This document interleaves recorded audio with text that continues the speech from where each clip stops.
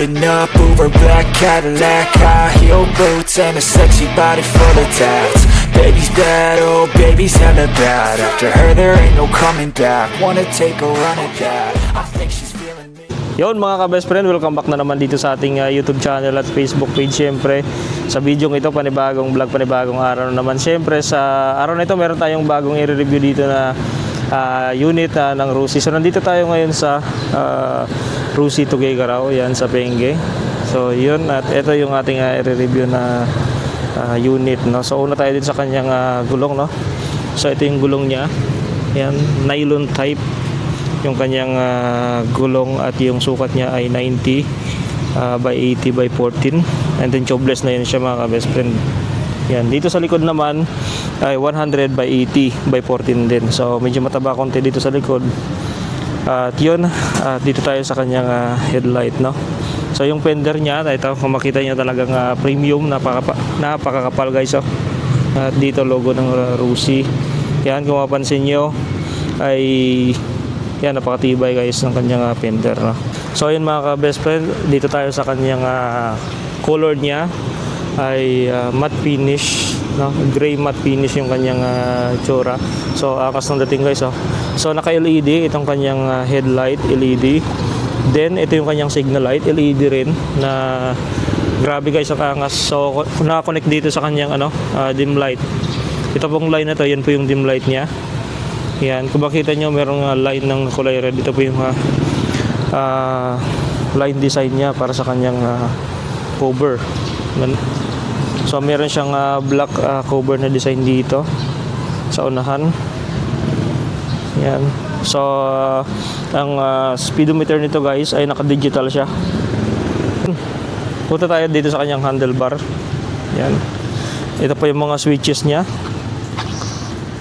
So basic na basic pa rin as usual sa mga motorcycle na makita natin sa market. Andito po yung kanyang headlight switch. Yan, ito po yung kill engine switch. Then ito yung kanyang push starter button. Yan. Ito po yung kanyang horn, signal light, turn light. Ito po yung hazard. Ito po yung kanyang high and low beam at yung kanyang pass light. So yun mga best friend, ito yung kanyang rear brake. So naka cable type pa ito. Ito yung kanyang front brake na naka fluid type. So ito yung kanyang outlook dito sa kanyang digital panel. So yun, makita natin meron ditong packet storage sa left and right, no? So dito kasi yung cellphone. Pwede maglagay ng cellphone dito. Yan, kasyang kasya guys, oh. Yan. Dito medyo limited sa kabilang side. Yun, ito yung kanyang digital panel. Yan, andito yung kanyang fuel indicator. Yan, ito naman yung kanyang temperature indicator. Ito yung kanyang kph indicator and time. Meron din siyang odometer dito sa baba. So, yan, ito yung makita natin sa kanyang digital panel. Ito yung nakalagay P Park. Yan. Ito yung adjustment dito, no, sa kanyang panel. Ayun. Yan pa yung itsura ng kanyang digital panel. Yan. Fuel capacity nito ay nasa 5 liters. Yan. Ito naman yung kanyang U-box storage ay umabot ito ng 35 liter. So ayan, laki, oh. Kasi dito yung half piece na helmet. Yan. Ito naman yung kanyang air cleaner, yung airbox niya. And then nandito naman yung kanyang suspension spring type. Ayan. So naka drum brake yung likod niya. Yun. So dito naman tayo sa kanyang signal light. Yan, more on LED siya. Sa likod din more on LED yung kanyang brake light and kanyang tail light. Naka LED siya. Yan, ito yung muffler niya, oh. Astig yung muffler niya. Laki. Yan, andito yung kanyang cooling system na radiator type, liquid cooled. Yan. So yan. So yun, ipapakita ko na sa inyo yung actual na itsura nito pag naka-on yung kanyang headlight and yung signal light. So yan yung itsura niya. Yan. Ito naman yung kanyang signal light pag naka-on siya.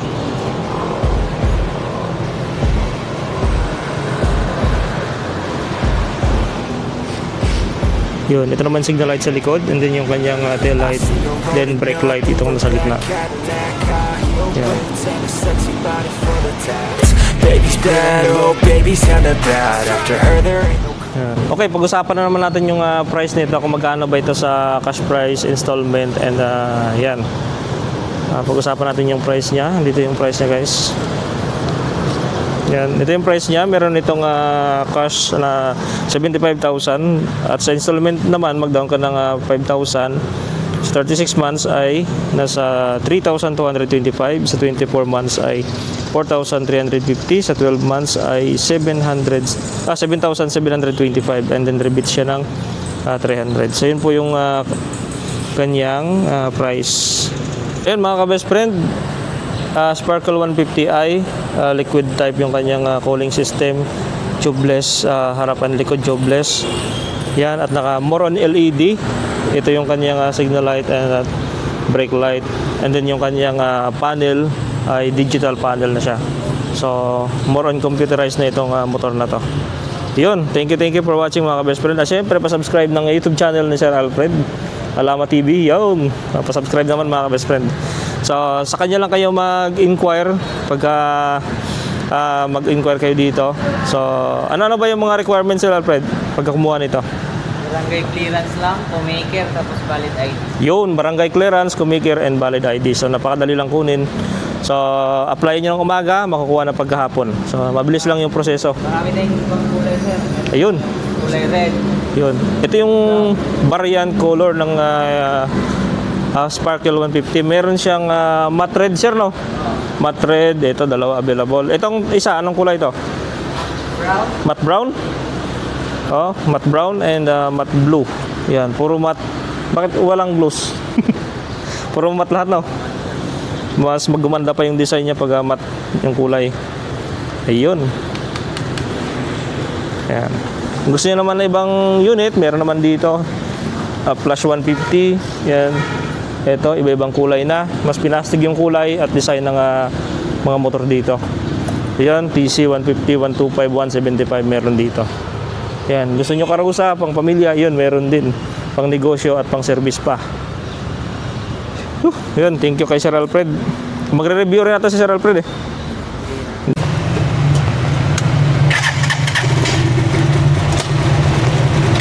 Yun mga ka-best friends, so pauwi na tayo.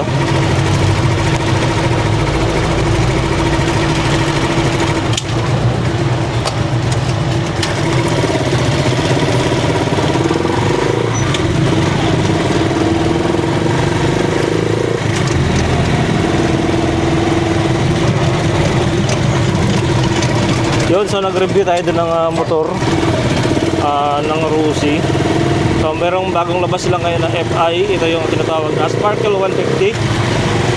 So na-review natin guys. Nakita natin napakaganda ng unit nito. At mura lang, nasa 2.9 lang yung monthly.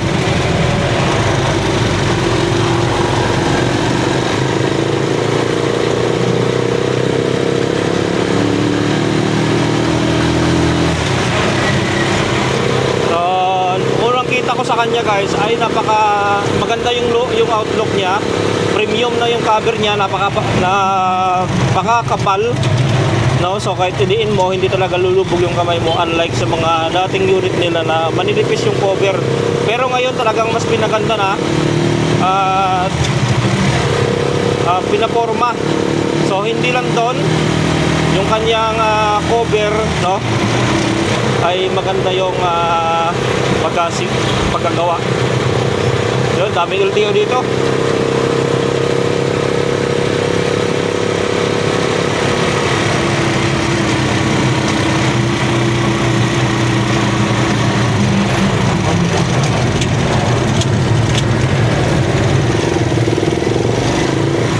So talagang nag-upgrade ng Rusi Motors ngayon talaga guys.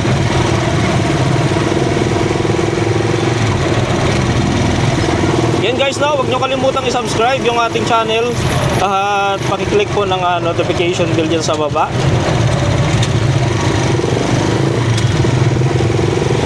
So basic review lang ang ginawa natin kasi medyo short tayo sa oras. So medyo iksian na lang natin yung ating time.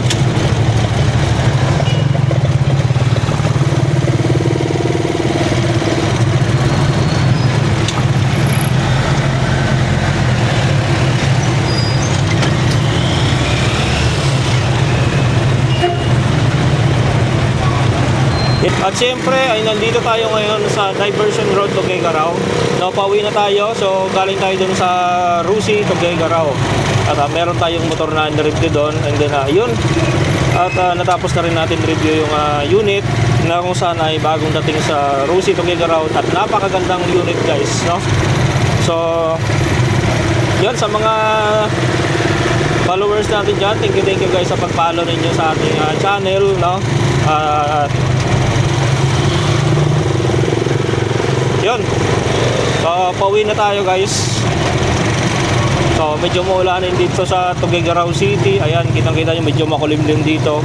And then yun nga, lagi natin sinasabi guys na panalo talaga tayo basta meron tayong chariot. Kahit umulan man yan, no? Dahil protective tayo dito sa chariot. Hindi tayo mababasa. So basta yung sa mga vlog natin dati ay sundan nyo lang kung paano natin ginawa yung mga dinagdag natin dito para hindi tayo mabasa ng ulan.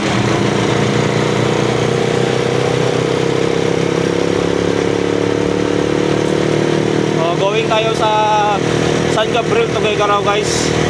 San Gabriel, Tuguegarao City.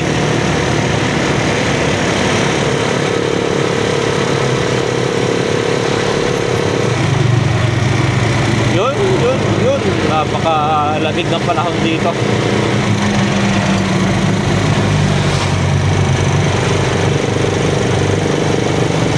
So marami rin mga nagsasabi na ang Rusi Chariot ay kumbaga ay talagang marami talagang magagawa ito, no?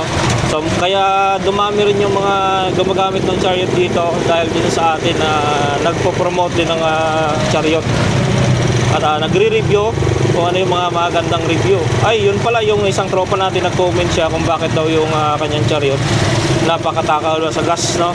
So ilang beses natin ulitin na kadahilanan ng pagkatakaw sa gas guys ay yung kanyang tono ng carburetor, no? Yung tinatawag na rich mixture. Pagka kasi rich mixture guys ay puro gasolina yung pumapasok doon, kunti lang yung hangin.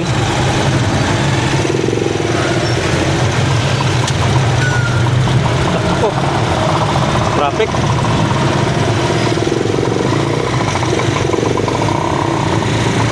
Medyo matraffic na dito sa sa Diversion Road.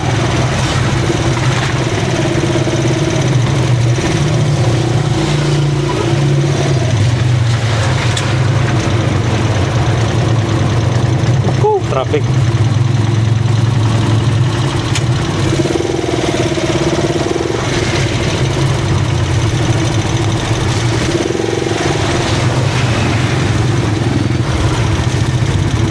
So yun guys, no, sa next project natin bibili tayo ng wiper para dito sa ating chariot kasi yung ating windshield ay natatakpan ng mga ulan. So wala tayong pang wipe yung mga patak ng ulan tsaka yung mga alikabok. So wala tayong pang wipe dito sa ating windshield kaya mahirap sa paningin pag bumiyahe tayo ng malayo. Napaka-traffic pala dito. Pumuli ako ng dinaanan guys.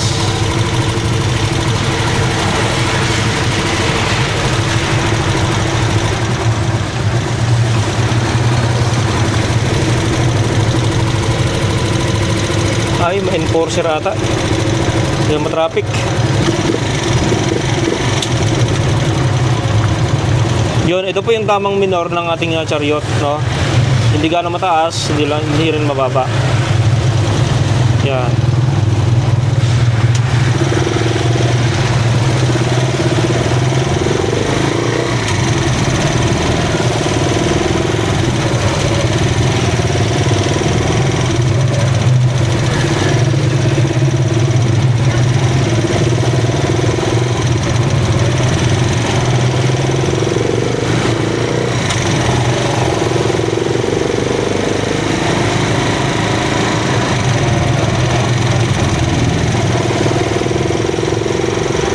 So dito yung matraffic sa may intersection kasi ayaw magbigayan ng mga dito. tumatawid. So panay singit ang singit, lalo na yung mga tricycle. Wala din naman sa ayos yung singit nila, kaya nagkakaroon ng traffic.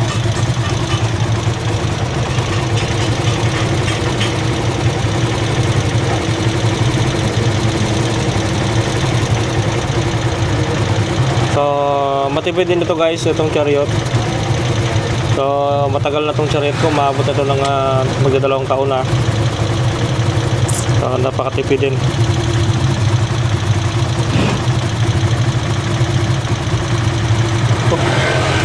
May enforcer pala.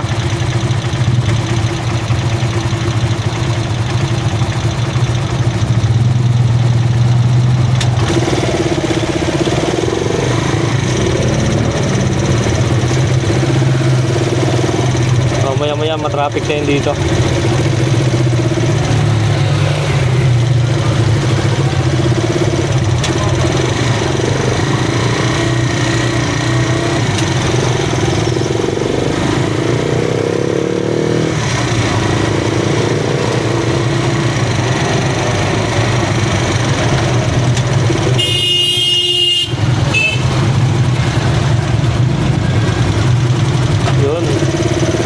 Na magbigayan, nagbubusinahan na lang sila.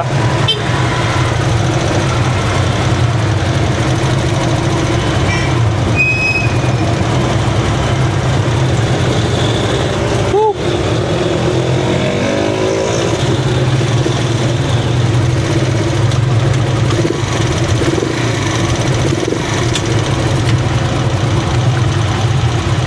Maya-maya unti at mag-go na rin to.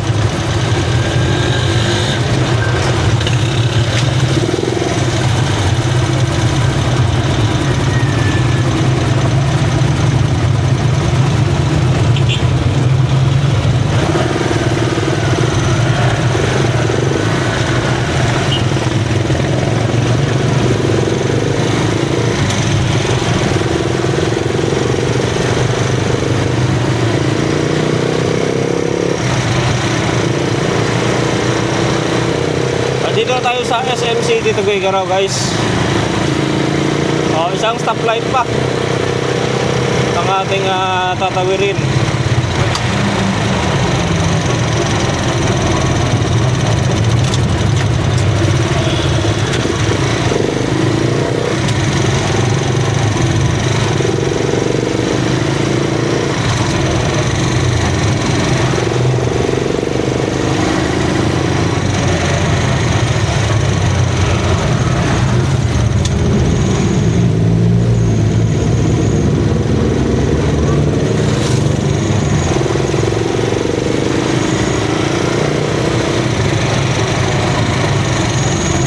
Sumingit galing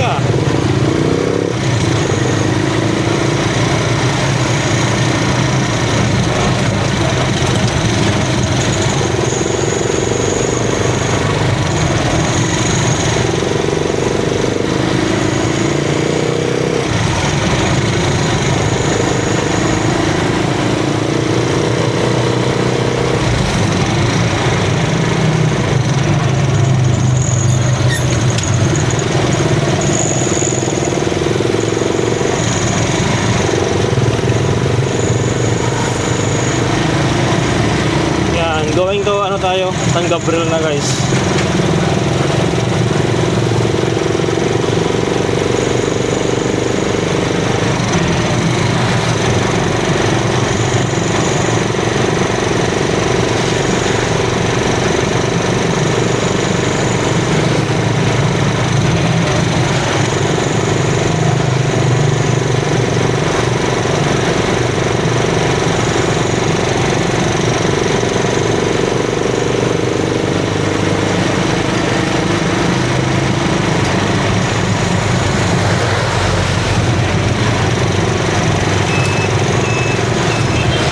Kaliwa tayo dito mga ka-best friend.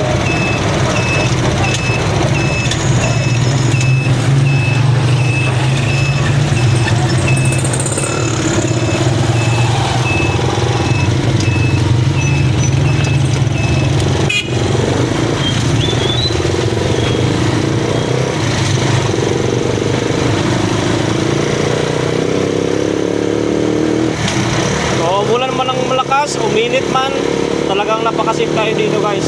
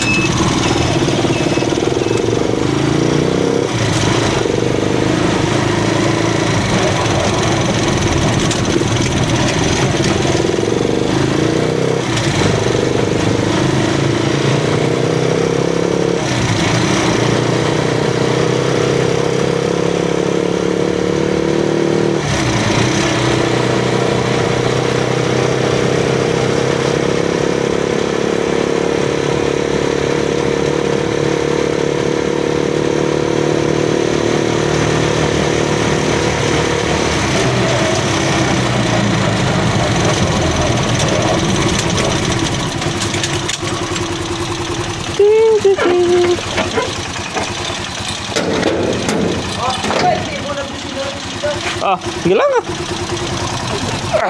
Ulat-ulat ang ikaw. Ha? Sino? Ikaw.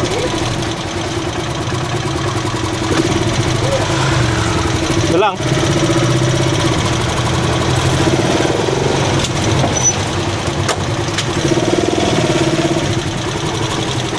Nagagay naman ba kayo? Ano manay? Oo. Kaya lang bitaw? Sana kami na wala nga sa bangko niya. Kaya na. Ah.